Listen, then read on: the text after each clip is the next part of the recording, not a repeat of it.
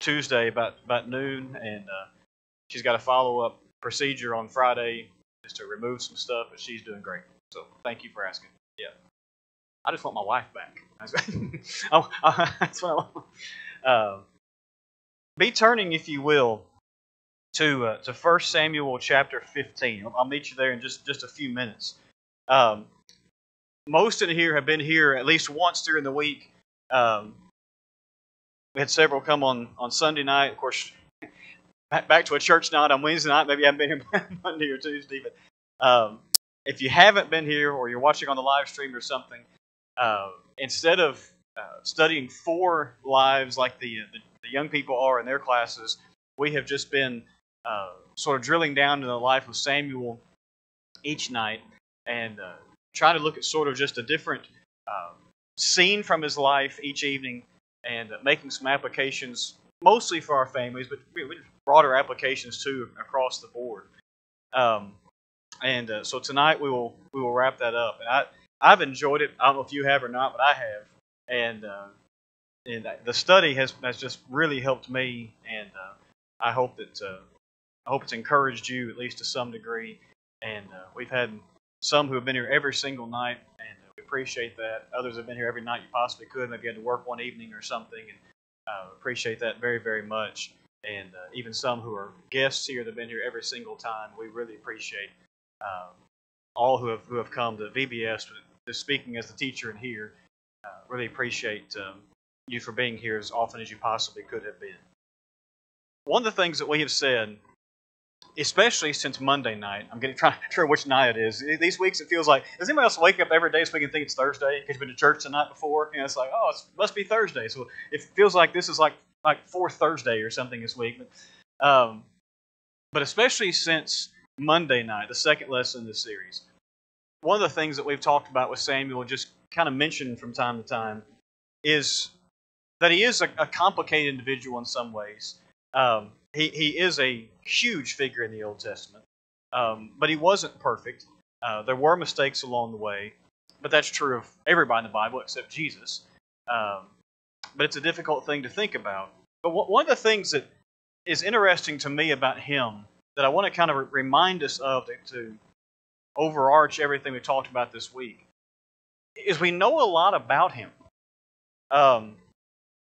But he does just kind of burst onto the scene. I mean, you have that prayer by Hannah, but there's no like prophets who come along and say there's going to be this great man who's born for a generation. You know, nothing like that. Hannah prays a prayer, and here's Samuel. But then for the remainder of his life, and we know a lot about his life, he just kind of, for lack of a better way of putting it, he just kind of weaves in and out of the narrative. He just kind of shows up here and then shows up there in amazing places. And because of that, because of some of the people he was around, because of just how he just kind of pops up here and then pops up here and then pops up there, we know a lot about this guy. But in a lot of ways, he was sort of an ordinary guy. I mean, he's a judge in a lot of ways. We've said, a lot of scholars put him with the judge is. He did specifically judge as more like we think judging. But obviously, he wasn't a king. He anointed kings. So he was before the time of royal blood. There was nothing like that. His family, so far as we can tell, was nothing just all that special as far as were they influential in the nation. Maybe, we don't know that. He just is kind of a guy, which makes it really, really encouraging. Because, as we're calling our lesson tonight, he walked with kings. Here's a guy who, yes, was a person of influence in some ways, but in other ways was just kind of a guy. And yet God uses him literally to walk with kings. I love that. I love that that's where he comes from. Twice in his life, as we've said a few times, you probably know anyway, Samuel has the unique privilege of anointing men to be kings of Israel.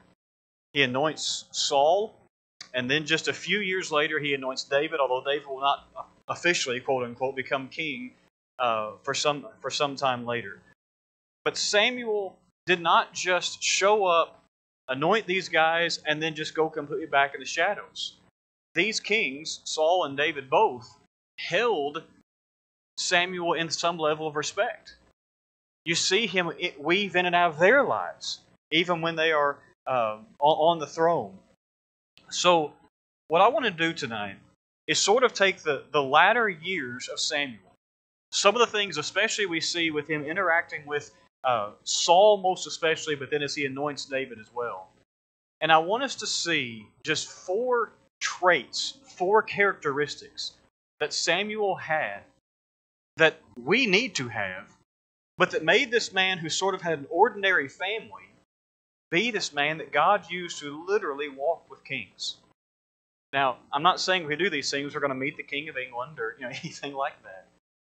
But I want to suggest to us that if we will have these 4 traits, we are well on our way to walking with the King, the King of all kings. The first one we're just going to mention briefly because really we've mentioned every lesson, and I just want to kind of touch on it for a second and get to some different material. I want to mention first of all briefly that he had the trait of humility. He had the trait of humility. I want to point that out simply because, yes, he was a leader, but he never flaunts it. He does remind them at times of things that God has blessed him with and those sorts of things, but he never goes up to Saul or David, and basically says, you should have listened to me, or I'm really in charge here. He doesn't do that. He gets blunt with them. We're going to talk about that in just a few moments, especially with Saul. But there is a humility where this man never tries to usurp their authority. And remember, the nation rejected him. Really, they rejected God. We talked about that a couple nights ago. But they rejected him too. They rejected him at least as he would look at it. Obviously, the New Testament calls us to be people of humility. Whether we are in a position of leadership in the home or run a business or anything, no matter what we do, we are not to be people who, to use the phrase about elders, lord it over the flock. We're not to lord positionship over people. That's trait 1. I said we're going to just touch on it and move on. Here's where I want to spend some time. Number 2, the trait of boldness. Boldness. I hope you're in 1 Samuel chapter 15. In 1 Samuel chapter 15, you have this account where Saul was supposed to wipe out a particular group of people, the Amalekites. This is the chapter where he'll be rejected as king because of what he does. God specifically tells Saul, as the leader, and then to tell his soldiers, his army, to wipe out all these people. And Saul sort of follows it. What's he do? This is Bible class. You can talk.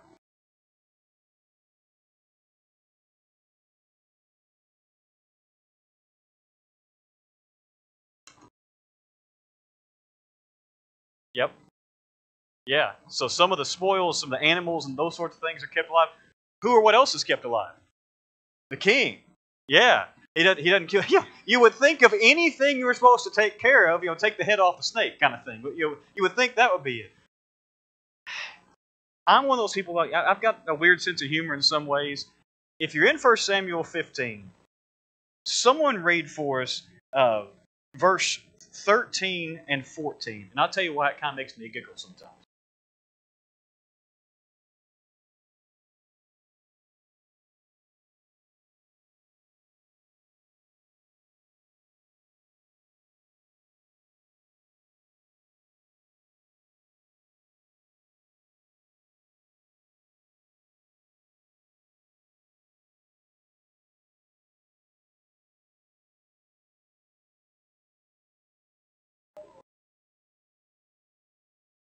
Does anybody else hear that verse? I do too, right? I have obeyed the commandment of the Lord. That's exactly how I hear that chapter unfold, right? Is while he's saying, I've done it, you got barnyard animals going berserk behind him. Now, is that what happened? I don't know, but Samuel said he heard some animals. When I read those verses, I hear them. And I can almost see Saul going, and it's funny because we can see the humanity. It's also really not funny because every one of us has probably been there. right? If we're honest, we've all tried to get away with something when the obvious, maybe it was we were 4 years old, I didn't eat the cookie and you got chocolate dripping down your chin or something, but maybe it was something a whole lot more serious. Yeah. Yeah, it is. It is. Go ahead.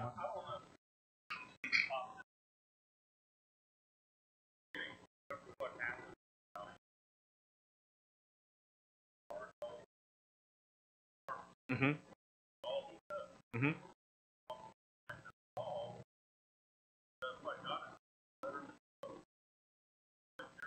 Yep. I never have, but it's yeah, you're right. You got very very similar commands there from back in Joshua. What is that? Chapter 6 and then chapter 7, and then now here in 1 Samuel 15, several generations later. Um, but you think about how Samuel handled this. I mean, let's not lose sight of the fact he's talking to a king.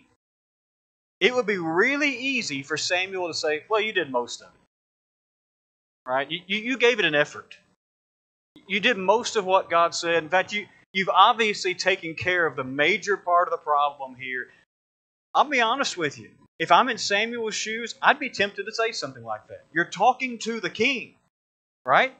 I mean, let's put ourselves in his shoes for a second. Yes, sir. Yep. That's it. That's exactly it. It's where the focus comes. And that's where his boldness in what he says comes out. I know we're kind of skipping down through this, but for the sake of time, if you're still in chapter 15, someone read for us verses 22 and 23, where he lets Saul see the truth, if you will, behind the truth. As the Lord is great delight in burnt offerings and sacrifices, as in obeying the voice of the Lord. Behold, to obey is better than sacrifice, and to hearken than the fat of rams. For rebellion is as the sin of witchcraft, and stubbornness is as iniquity and idolatry. Because you have rejected the word of the Lord, he also has rejected you, King. How would you like to be the one to have to give that message? Not just, by the way, Saul, you sinned. This cost you your throne. I'm not sure I want that something, but John's right. The focus is on God. I'm still not sure I want that assignment, right? But I love the boldness of how Samuel handles that. He doesn't just say, "Well, you messed up," or "You tried, but you blew it this time." Did you notice how strongly he talked about the sins that Saul did and allowed to be done? He didn't just say something, let's just change his wording here. He didn't say something like, rebellion is not really a good thing. No. Rebellion, used the translation Margaret found, was like witchcraft. The English Standard Version says divination. I don't care what translation you read from, I don't care what period of Old Testament history you're in, that's about serious in God. To compare something to divination, witchcraft, whichever translation you've got, that makes a difference. And then presumption or stubbornness is equal to idolatry. How would you like to stand in the face of a king and tell him, this is a bold man? This is someone who was not afraid to state very, very strong truths in true but very, very strong ways. He wasn't mean about it. I don't see Samuel screaming at him, but I do see him saying a whole lot stronger and clearer, I should say, not older, clearer than the way we often talk. We often just kind of want to say, well, I know you messed up, but just do better next time. That's okay to some degree. But at some point, we've got to say, this is what is wrong. And here is why it is wrong. And sometimes that's not easy to do, especially face to face with somebody. And especially if that person we're face to face with is a person of low influence, especially if they're low influence above us. And you don't get much higher than the king. In fact, you don't, except obviously God, but as far as people, you don't get any higher than that whatsoever. Now, apply that to our homes. For those of us who still have kids in the home, this is a very difficult thing to do sometimes. But sometimes we have to tell our kids, not just this is wrong, but this is why it's wrong. And be very clear, and not beat around the bush, and not just say, well, it'll be better next time. That comes later. The hugs and the forgiveness and the, you can do better than this. So there is an encouragement side. But it can't all be that. Sometimes we take our kids, especially our teenagers, to the Word of God and say, here's what God said about that and what you've done. Is it just a bad decision or mistake? It's a sin. That's hard. But we need to do it from time to time. By the way, Saul made all kinds of mistakes in his life. Saul's one of those people, I don't like reading about very much, quite frankly. But if you ever notice his response in this chapter, when Samuel is as bold as he possibly can be, the very next words out of Saul's mouth in verse 24, I have sinned. Not, I made a mistake. Not, oopsie. Now he does at first try to blame the people. But when Samuel gets bold and says, here's what you've done, Saul takes it on himself. I've sinned. Yes, sir. Well, I don't think he entirely takes it on himself. The way the New King James puts it, I was thinking of the contrast. With King David, when Nathan put the finger in his face, David said, I have sinned. And that's it. He stopped. Mm-hmm. Saul said, I have sinned because I feared the people. Yeah. Yeah, he does give excuses because people let him He's starting to give excuses. He does. You're right. That's a big difference. But at least he says, I've sinned. At least the statement is there. And the boldness of Samuel is what leads to that. We need people like that in our world, especially in our homes. Number 3. A true devotion to God. We're still in 1 Samuel 15.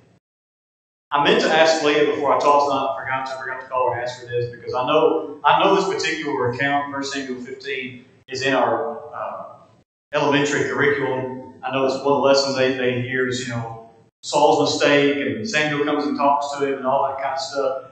What I didn't ask her was, do they ever finish out the story in like 1st, 2nd, 3rd, 4th grade? Because sometimes we kind of leave it off with Samuel confronting Saul, Saul making excuses at first, then Samuel, laying down the bold statement, and Saul saying, I've sinned. Yeah, listen, people, I've sinned. But that's not where this account ends, is it? Samuel literally takes things into his own hands. Look at verse 33. And Samuel said, as your sword has made women childless, so shall your mother be childless among women. And Samuel hacked Agag, that's the king, to pieces before the Lord in Gilgal. That's devotion to God. Because that's what God had said to do. You haven't seen that anywhere now. He was the judge. Yep. You've not seen all this as a warrior. Yeah, exactly. And I looked up because I thought, okay, translation I read from is hacked to pieces. Others are very similar to that. I thought, maybe there's some really cool, word picture in the original Hebrew language or something. And so, what would this mean? You know what it means? He hacked him to pieces. There is no word picture here. Whoever wrote the book of 1 Samuel wrote exactly what Samuel did. And I say that to say this. It might have been enough for Samuel to take a sword and maybe just kind of thrust it through. If it worked, but it didn't. But God had said, you utterly destroy these people. And so Samuel was going to make sure that the command that God had given was carried out, no questions asked. It's a grotesque picture as far as the blood and the violence. I get that. But it's a devotion of Samuel to the very letter of what God had said He wanted done to these people in this particular situation. We're not going to turn back there. Just go back in your minds to when the people were were entering the promised land a few generations earlier. The command was given several times to utterly drive out the people or utterly destroy the people. Right? And you see in Joshua all these victories and all these victories and all these victories. By the time the book of Joshua ends, you're seeing a little bit of fraying of the sweater.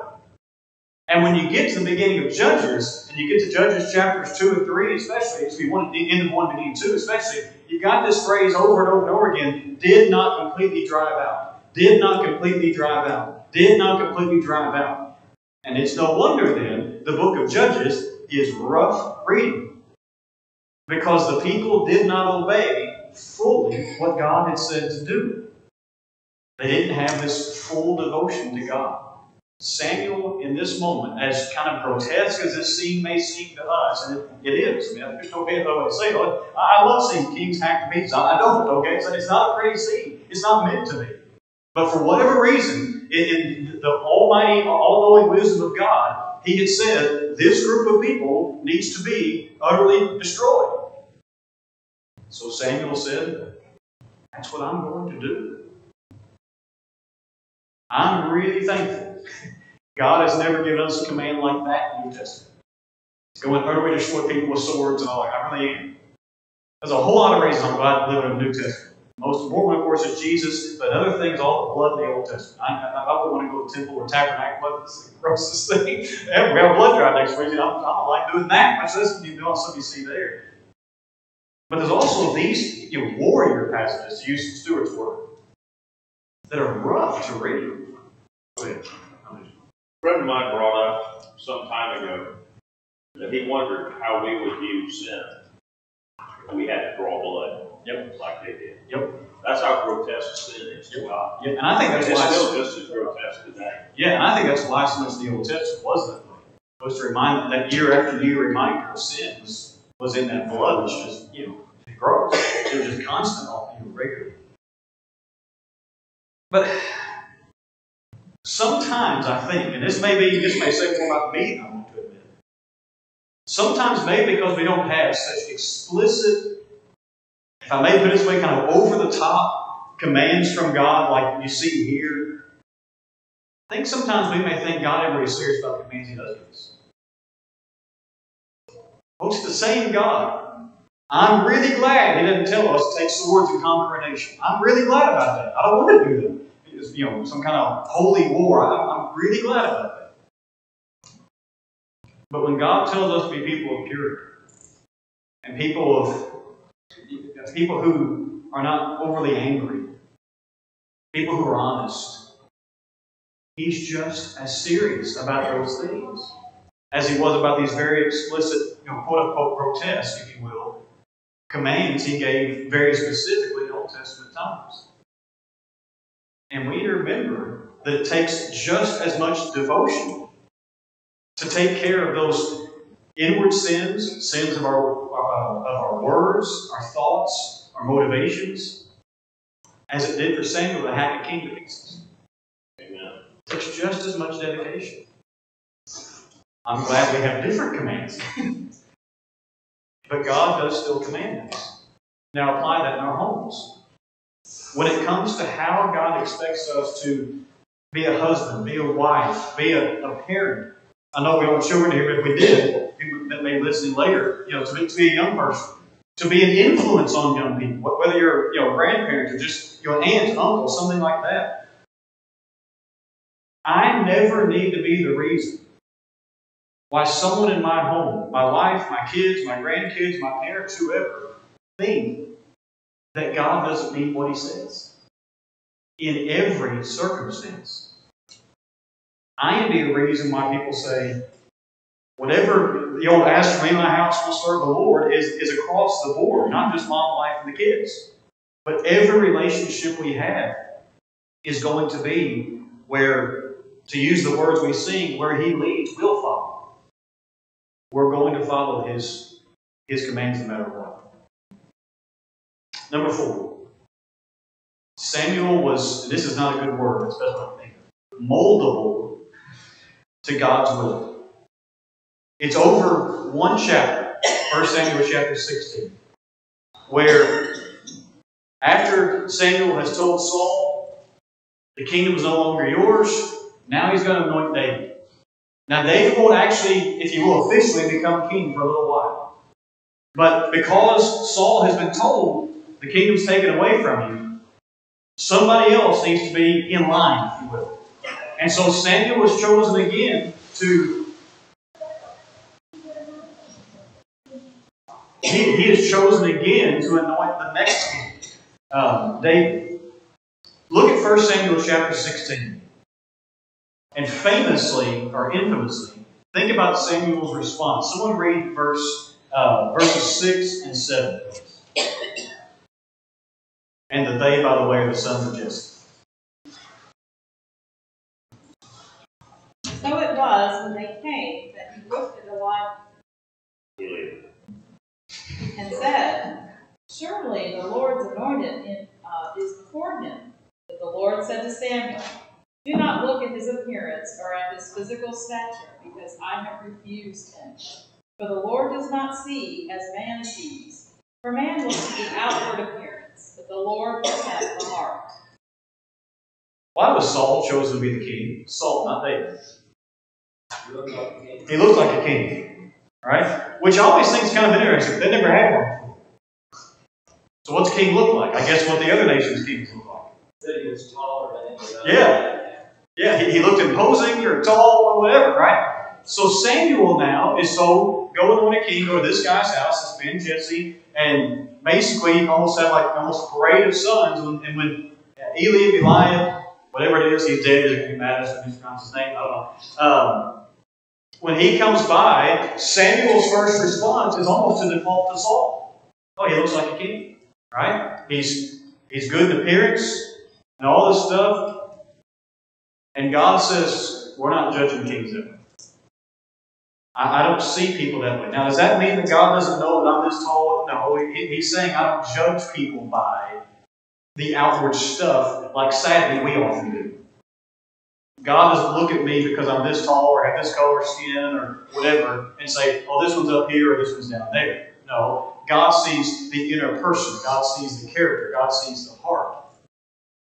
The reason I'm saying that Samuel shows in this account being moldable to God's will is because when he hears that from God, Samuel gives zero pushback.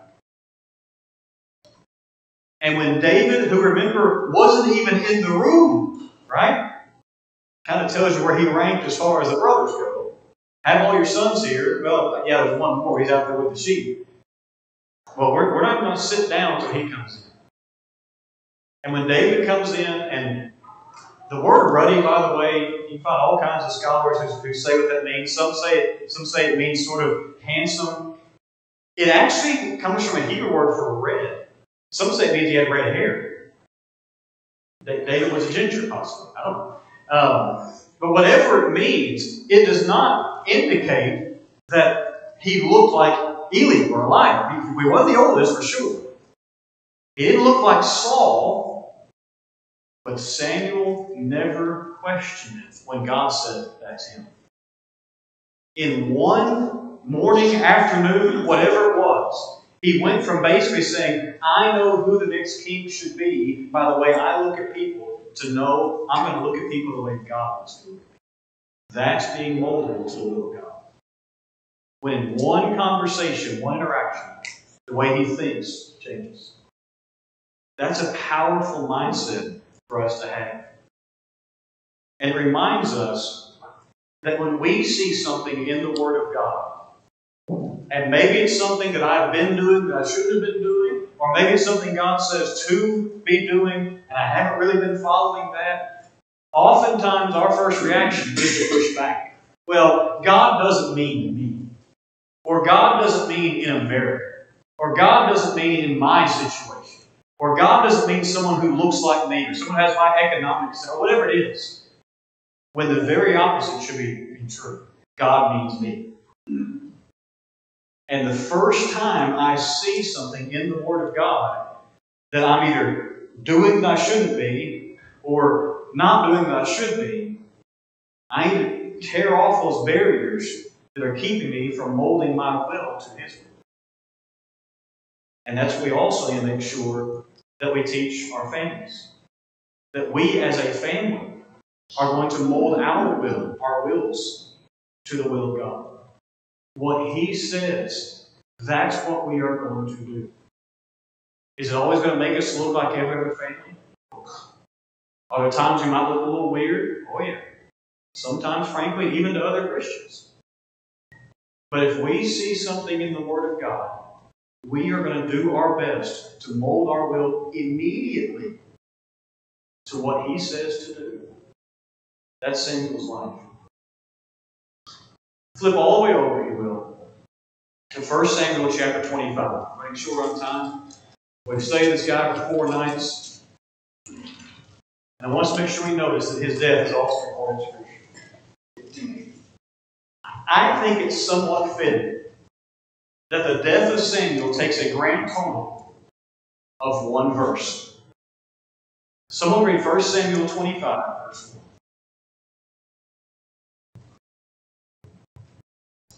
Then Samuel died, and the Israelites gathered together and lamented for him and buried him in his home in Ramah. And David arose and went down to the wilderness of Paran. All right. Even there, the way we have the Bible divided into chapters and verses, he doesn't get the whole verse. David starts taking over at the end of what we know is verse 1. It's remarkable. It's 3 words. Now or and Samuel died. But the rest of the verse is the key.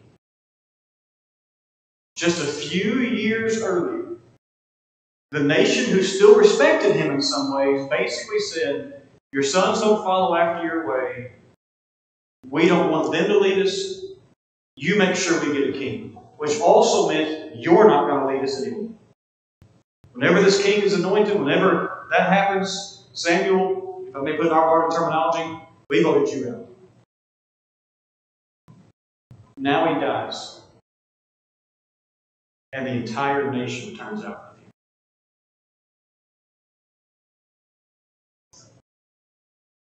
That's a pretty impressive life. Not just because the number of people who showed up at the funeral, but because the people figured out what they no longer had. Was he perfect? No. He obviously had some failings as a father. There were probably some others along the way. But the people began to see, even the kings listened to this man. Because here was someone who God used, from a normal family so far as we can tell, to be one who didn't just walk with kings, but who influenced those kings. Because his heart was wanting to seek God. I've never met royalty. Living in America kind of takes away many opportunities for that, but I've been to England a couple of times. And, I didn't walk up to Buckingham Palace and go. For one thing, the flag wasn't up there at home, so I probably just got arrested anyway. But I've been outside of Buckingham Palace. Nobody in there says, "Oh, I can't do a British accent. I mean, I try. It's the Faughns." Yes, I've never met president or anything along those lines. I've met a couple of people who've run businesses you've heard of, national businesses, but they didn't ask me for any input. They didn't say, "Hey, how would you run our business?" Because they wanted to, keep their business. I've met a handful, just in passing, celebrities. One didn't know I was there, but I can still say I was as close to John Miller as Martina McBride as I was to John Miller. She didn't know it. Went to her concert a few weeks ago. She didn't look at me. "Oh, I remember you." She had no idea I was there.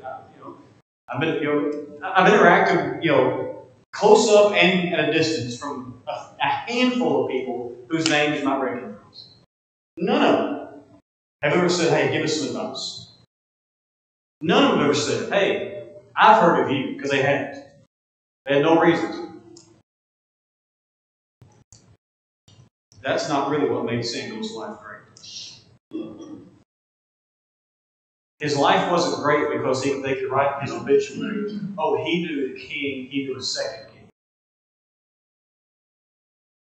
What made his life great was he tried to know God. The things that Samuel pressed for are the same types of things that should help us have a life that causes us to walk with the King of all kings. And He does know my name. I don't care if the president, king, queen, CEO ever knows my name. But if Jesus does, I lived a pretty good life. Let's pray, and we'll take about a 10-minute break. Noah and I actually have a central one-on-one. He got to hear me more now. I'm sorry. He's mean to you all. Make me hear me twice in one night. He's going to be most of the season. Let's pray. We'll take about 10 minutes before that begins. Our Father in heaven, thank you for our study this week. Thank you that in your word you have left for us so many commands, but also so many lives for us to learn from, both the good and the bad. Lives that we can seek to emulate where they're faithful to you, and lives that we can learn how to do better than in places where they fell short. Father, help us to realize that in our own lives, there are times when we do excel in faith, and there are times when we fail. But Father, help us to realize that if our heart is one seeking you, that you'll help us to be more faithful. If we'll turn to your word, if we'll be dedicated to you completely, if we'll be humble, if we'll be bold in faith. Father, help us as those who are in homes, no matter what they might be, whether we're husbands, wives, parents, grandparents, whether we are single but still are connected with parents or with siblings or whoever it is in our homes we seek to lead. Help us to have a heart that says that this house is going to be one where your word is our rule book. Your Son is truly the King. It's in His name we pray. Amen. Amen.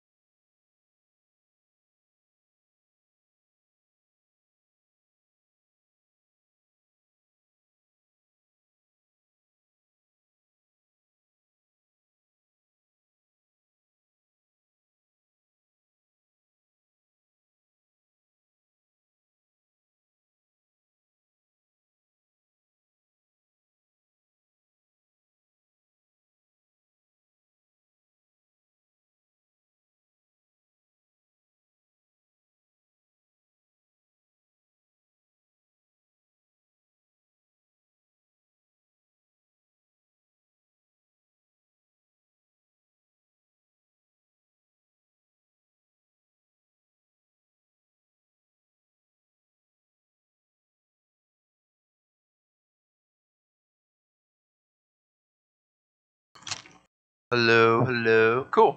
I couldn't even hear if this was going when the kids were in here, so it was that loud.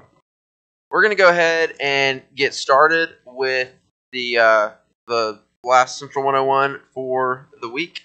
Thank y'all for being here, whether it's been every night or 1 or 2 nights, and appreciate y'all being involved. Appreciate y'all helping out with the kids and stuff. I hope it's been a success. Obviously, a big reason why we do this is for the kids. We don't do a lot of stuff for kids, just for them. So this is something special that we get to do for them every year. So I hope it's been good. Hopefully, it'll be a great way to reach out to them and their families as well. So for our last Central 101, we were talking about missions and evangelism. Like I say, the first night was the youth group, and then a couple nights ago was the elders, and then last night a couple of our deacons talked about our Bible classes. Hope those have been helpful if you've been a visitor, but also hope it's been helpful for our members too, just to remind you what we do and why we do it, kind of thing. And that's what we're going to do again tonight with our missions and evangelism. First off, I'm just going to talk about why we're emphasizing this at all. Basically because God emphasizes it, right? The Bible talks about the need to share our faith and the need to go out into all the world. And so it's really hard to be the church without that as part of what you do. Without that as being kind of the center of what you do. And so at Central, that's what we really, really try and put an emphasis on, is being people that are about seeking those around us and bringing them in to be part of God's family, whether that's locally or internationally. And we'll get into that in a little bit. But our elders have made that a massive priority in where we spend our money, where we spend our time, and you're gonna see that by some of the things we talk about tonight. And I have immense respect for that, because I mean that's one of the most, if not one of the most important thing we can do as a Christian. And so that's why we want to emphasize that tonight. So I'm gonna hand it over to Adam to talk about this next section. We are gonna kind of break it up into 3 categories, and the first one is going to be our international world mission. In the session the elders did on Monday evening, Bryant mentioned specifically that one of the things that is emphasized in our budget is missions. And one thing he mentioned specifically, and I wanted to say it again in case someone in here and maybe you just didn't catch it, is that our missions portion of our budget, I should say, is increased every year. To me, that is extremely important. Not just because we could say, well, it's because of inflation or whatever. No, it's because it's that important. That no matter what else is going on, we will do our best as a congregation to give, to sacrifice, if I can put it this way, to find the money to not just support our missionaries, but to continue to raise our level of support each and every year. And I don't want to just read the list of names everyone we support. I'm going to mention them. But I'm glad. It's one of those things. This is a personal thing with me. I'm glad we support several. I'm glad we don't try to support 1,000. Because the ones we support are supported. And we don't just send a couple of bucks here or there. We support several, but I'm glad we do emphasize on just a handful. And part of that also is that we are encouraged to get to know our missionaries from time to time. They come in and report. We'll mention our Mission Mondays in a little bit, but part of that every single month is we write cards to our missionaries every month, and so they are encouraged in that way. I will mention, I believe it's in August, that Glenn Tattersall, who works in Australia, Tasmania, he's trying to convert devils, is supposed to be here to preach and to report.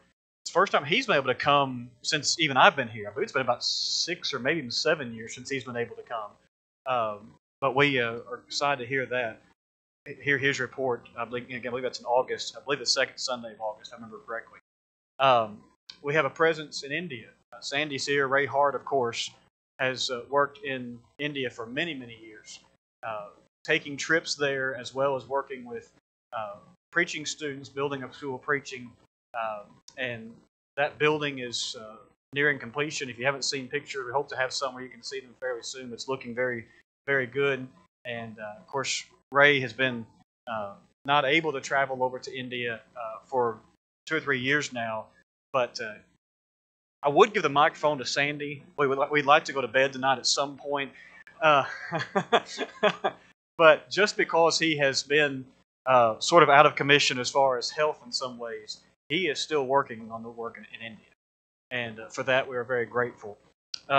Since I have been here, which has been about 5 years now, we've been able to hear reports from Jason Pierce, who preaches in Fiji, does a tremendous work there in the South Pacific. Dale Byram has been here a number of times. He works in the Philippines. Of course, he lives stateside, but goes to the Philippines about 3 or 4 times a year. And sometimes he just drops in and visits with us to worship. And that's always very encouraging. We love him very, very much. And then just a couple of years ago, we also added Daniel Gaines as one of our missionaries. Daniel and I were in college together. Daniel has always had a heart for missions. He's in Tanzania, in Africa, and he...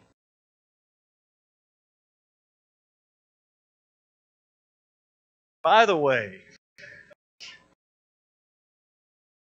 I may never march in the infantry, ride in the... It's cavalry, mister. I was raised in Africa. I don't ride on a cavalry, I ride in a cavalry. Anyway, but Daniel has always had a heart for missions, and he was actually, this past academic year, the missionary in residence at Freed-Hardeman University. They choose one missionary a year to come and teach missions classes, but also try to recruit some students to think about short-term and long-term missions. And Daniel was that choice, which tells you something of his heart. That of all the missionaries that are out there among churches of Christ, one that we support was the one chosen for that position. Daniel's a great, great man, and we appreciate him a great deal. There are others whom we support. Albert Isaac in Anguilla. Raj in India we also support as well. We support Latin American missions, and we support In Search of the Lord's Way, Jeff Archie, the radio work there. He has been here in the recent past to speak as well. Noah's going to talk specifically about World Bible School, which is international, but also something that we are more hands-on with instead of just kind of sending checks and cards and things. But in international missions, he sort of has a connection with World Bible School, and so we're going to let him talk about that specifically. So my connection to World Bible School is my dad is right now the president. So yeah, that's the connection. World Bible School is obviously I'm a little bit biased, but objectively speaking, I think a very, very cool outreach and ministry. They are a nonprofit that seeks to train people all over the world in the gospel. And they have over 1 million students at a time all around the world in multiple continents, countries, and even in the U.S. And so what they do is they need teachers, and they rely on members of the Lord's church for that. And so we get to be a part of that. And so through World Bible School, we get to send over correspondence courses, either via postal services or online courses for students all around the world. We have, among our members, I don't know how many teachers we have quite a few, but a lot of them have students in Africa right now. Some of them have students in the States, and they either will mail those courses to them or they will work online with them. And basically you send them the booklet, or they go through it online and they read it, they answer some questions, they fill them out, and they send it back to you. And then you as the teacher get to grade it and give some feedback to them as well. And you don't have to be a Bible scholar to do it. World Bible School has a bunch of built-in things to help you, to aid you as you grade and you give feedback. And so it's a really neat opportunity that empowers and equips all types of Christians, no matter where you are, in how long you've been a Christian, or maybe how knowledgeable you are. But it really does empower all Christians to be able to share their faith. Tonight's, the shine theme is we're shining our example in a lot of areas. Tonight's theme specifically is shining our faith, our example of faith. And so World Bible School actually empowers Christians to do that. I think a lot of us have been in that place where we want to share our faith, but we don't know where to start, or we don't know if we know enough. World Bible School gets rid of all those excuses because they give you a place to start, and you don't really have to know anything. And so that's really, really cool that we're able to do that. And so like I said, we do that via postal systems, and we also do that via online. And so we have a lot of ladies who are really working hard on that. If you want to know, or if you want to see excitement about World Bible School, talk to Pam Cagle. She has so much excitement and energy about it. And she's got some cool stories about some of her students as well. And so we do that, and we also some of our Bibles that we have. If you see those little small leather brown Bibles, those are World Bible School as well.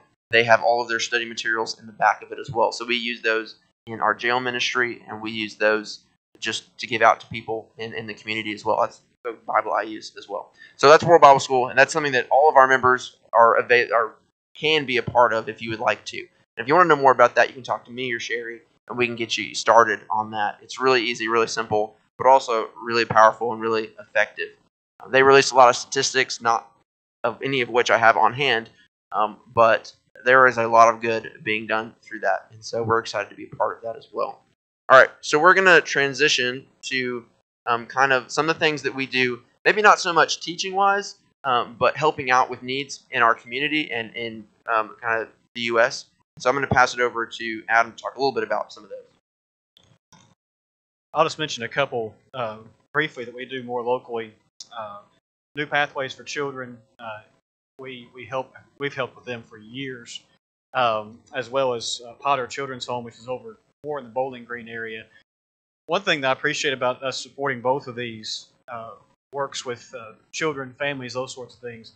Obviously, they're associated with the church, but they sort of have different emphases. They emphasize different things. They're similar, but I'm glad it's not Sunday.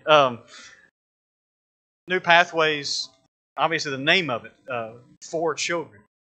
But Potter, we often just say Potter Children's Home. It's actually Potter Children's Home and Family Ministries. It's not just a children's home. And we also support these two in different ways. New Pathways, we do more just sending funds, those sorts of things. Potter is actually not even in our budget. But we support them a couple of times a year through commodity drives. They send us a list. Here are things we specifically need. They come and pick them up.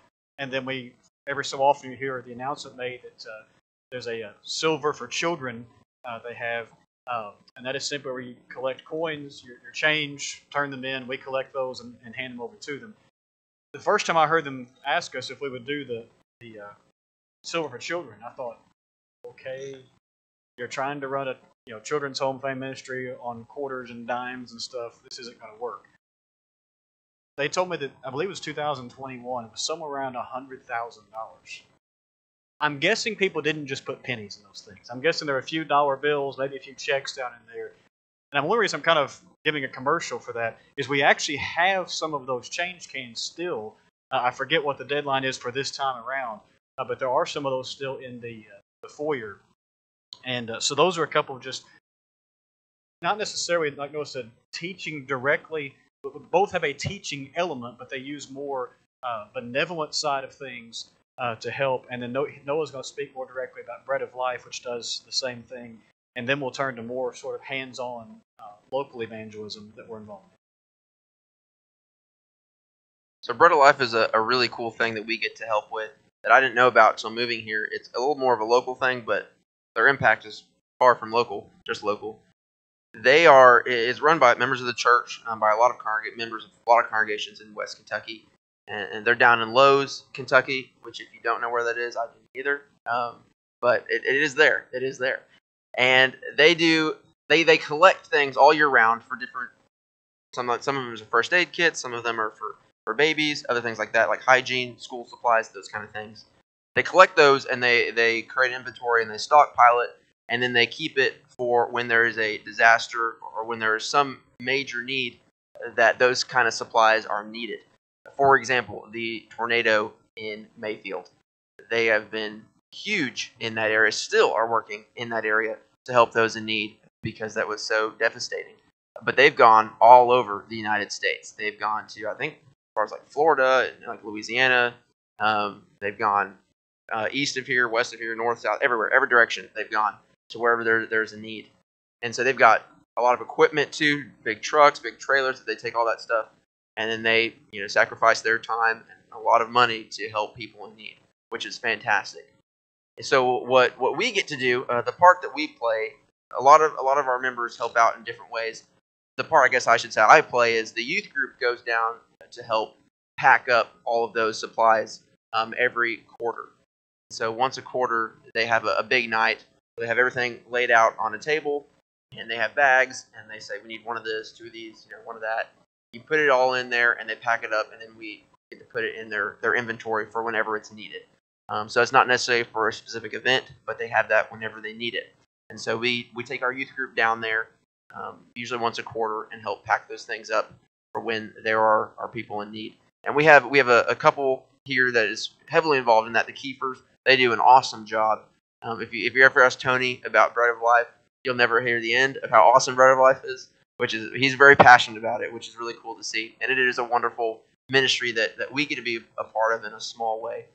And so that's another way that we try to help those who are in need.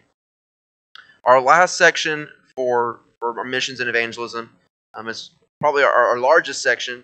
It is our local evangelism, because there is a whole community around us who needs Jesus, and we want to show them that. And so I'm going to turn it over to Adam to talk about some of the stuff he's going to talk about, and then I'll wrap it up.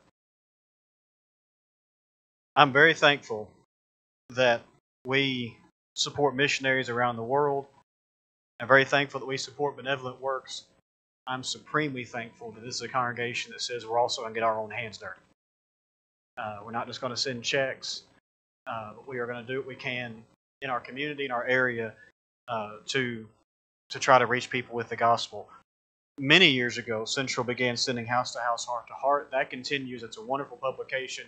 In fact, we actually, if you didn't know this, we are actually one of the congregations in America that sends out the most house to house, heart to heart issues total. And there's hundreds and hundreds and hundreds and hundreds of churches that send that publication out. Some of you may, who aren't members at Central, may remember receiving that in your mail at some point.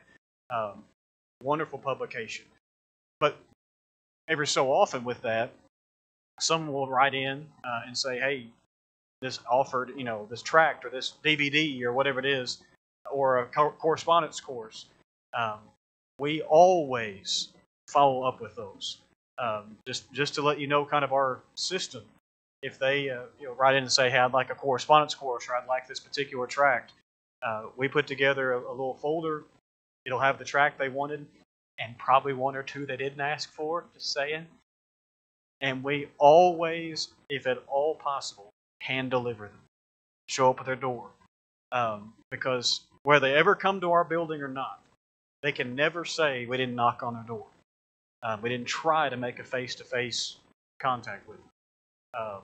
And so that's how we do all the follow-up with that. Every so often, we'll try to go see somebody. We'll miss them 9 or 10 times in a row. We'll think, what, they'll probably think we're never going to get it. So we'll end up mailing it. The whole time I've lived here, I think it's happened about twice. We do everything we can to make that face-to-face. Obviously, part of our evangelism is involved in some things that have been going on a lot more recently. With our evangelistic card writing teams, Noah's going to talk specifically about that, and that leading into our Mission Mondays. One Monday a month, we are taking June off because of VBS, but one Monday a month, we meet for about an hour and a half, and everything we do is evangelistic. Most of the time, some people work on more Bible school material as part of the work on that night. Others will do things such as we door knocked for Vacation Bible School and our marriage seminar back in May. One night, we simply took postcards, went to our local neighborhood area. The postcards just said, how may we pray for you? We asked if they wanted us to pray with them right there at their door. If not, we said, leave this here. If you have prayer requests, you can mail them back to us. We also made a private website that can submit them that way. We're just trying to do anything we can to reach out to people, to put our face in front of their face, to let them see we're not monsters inside this building. We do actually get outside of our building. We do care for people. And we try to make those evenings where whatever your physical ability is, and and those sorts of things, there is something you can do every one of those. We make them different each time as much as we can as well. 1 month, some of you who are visitors have received the little bags for guests in the past. 1 month, we made 100 of those so that some person had to piece all those things together. We just made sure those were made. Thankfully, by the way, we've used over half of them since then. We wish we had to make 100 a week, but we're running through them. That's great.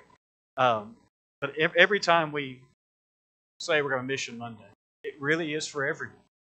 We do our best to make it where any, again, physical skill level or whatever, you can be involved in that. And the other one I will speak about specifically is actually sitting right out there.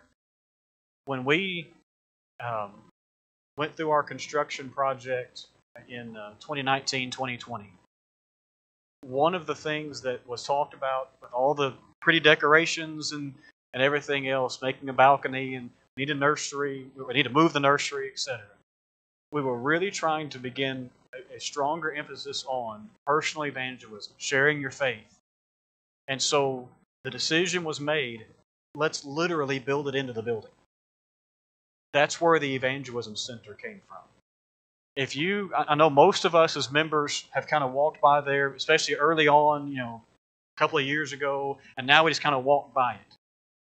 Everything on that table, everything in that tract rack is specifically chosen because it's evangelistic in nature. These are not just tracts about anything and everything. These are not just DVDs about anything and everything. Everything is specifically chosen for you to take, to hand out to neighbors, to mail to someone, to have in your car. I know Bryant likes to mention having a Bible, those World Bible School Bibles in your car.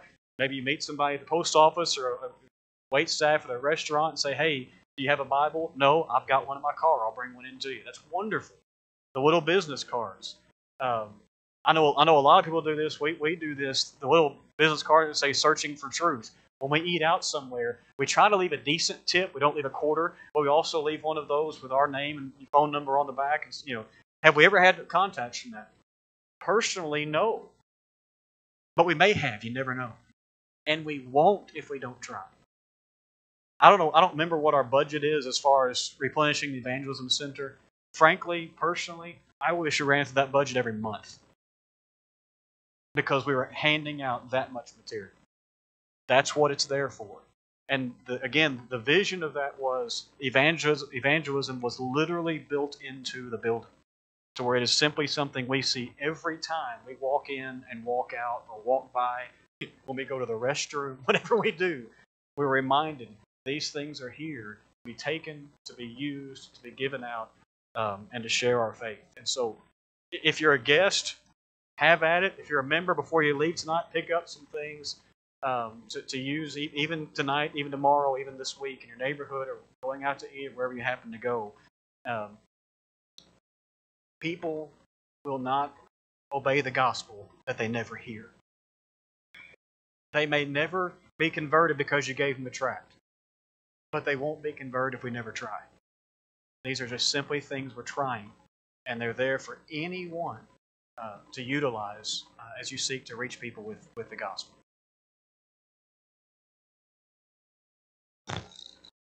A few other things that we do for our local evangelism here at Central. Adam already mentioned our card writing. We started these back in December as kind of paired with our Mission Mondays. Every week, we have the congregation broken up into teams. We have about 6 teams in the congregation, and every member of Central is in a team. And every week, a different team meets to write cards to people who are on a list for some reason. Sometimes it's people we know that aren't members that we want to invite to come to church. Sometimes it's people that we know are going through a lot, like a surgery or a death of a loved one. Whatever the reason is, we get a list of people who our members know need some encouragement, need some sympathy, or needs to be invited, or something like that. And every week we write cards to them. Every person writes a card to every person on the list, and so those get mailed off each week. And so if somebody's on the list, they end up getting a lot of cards. I don't know what the number is. It's a lot of cards. And so we try to emphasize that every week. That's evangelism happening every single week. And it's small. It's just writing a card. We write cards for all kinds of things, birthdays, anniversaries, but we're also writing cards for the Lord, for His kingdom, and to spread His kingdom. So that's a really easy way that we try and emphasize evangelism. Once again, something everybody can do. You really don't have to know anything about Bible to do it. You just have to be able to write a card, and then we mail that off. And we take care of all the postage and stuff in-house so that it doesn't really cost anybody anything. And so a lot of, if you're a member and you're in here, you're on a team, I hope you're being involved in those card writing teams. And if you're not, I would encourage you to make that a priority and to get back into that. And so is the next one this Sunday? Or no, because we have a, but in a couple of weeks they'll be kicking back off. We've taken a little bit of a break because VBS and stuff like that. But they'll be coming back a little bit later in June. Another really cool one that is just getting started, we're not actually quite starting it yet, but we're in the process of getting it worked out, is we are in the process of assigning all of our members who want to a police officer in the Paducah Police Department to pray for. And actually, we didn't come up with this idea. The police department did. They have requested for people to pray for their officers. Obviously, they do a fantastic job in protecting our community and providing for our community, but it's a tough job and it's a dangerous job, and it could use a lot of prayer. And so they have actually reached out to people asking for people to pray for them as they do their job, which is really cool and something I've never heard a police department doing. And so we have a member who is on the police department. We have another member who was on the police department, and he is working on getting that started so that we can be more intentional about encouraging our police officers. And it's obviously an encouragement to them, but it's also an outreach to them. Hopefully we can make some connections with some of the hardest working people in our community, make them a part of our family too. I'm excited about that. I hope that's a really good thing. And God is he honors prayers, and so I know that will make a difference in their lives and in their work as well. A couple other things before we finish this session, just some basic ones. Adam's mentioned door knocking. That's old-fashioned, and I'm only 23, and I used to be of the mind that it was old-fashioned. But also, when you share your faith, you've got to talk to people. That's the only way to do it. And what better way than to go where they are, right? So door knocking, while some people may think it's old-fashioned, is still awesome. I've met a lot of cool people when we've done it for whatever it is, VBS, marriage seminar. And so we try to emphasize that. We don't do that for every event, but we do try to do that and get out in our communities and just let them know that we're thinking about them and we want them to be a part of our family. The other thing that we try to do is, and this is more Adam than me, but we try to use social media for good. Obviously, there's a lot of negative to social media, but social media has a lot of promise in terms of getting the word out. And so we're on Facebook, we're on Instagram, and we try and get things out to people so they can see what we're about, what we're doing, what they can be involved in. And so some of y'all may not be on social media, but if you are, a really easy way to do evangelism is to share things. On Facebook, you can share the posts that we make as a church. And so that's an easy way of, you don't even have to make the post. You have to click share, and it'll go out to all your friends and stuff and let them know what we're doing. And so that's another easy way of doing evangelism. That's everything that we have on our list. There's probably one or two things that we're forgetting because we try and do a lot of evangelism, if you can't tell. Whether it's there's one that we have a seminar in September. The House to House School of Evangelism is actually coming here to do a little seminar for us on helping us be better at evangelism. That's a massive one for evangelism. So they're going to do some things to help equip us to even be better at this. Like we said, our elders really want this emphasized. Our congregation emphasizes this in what they do.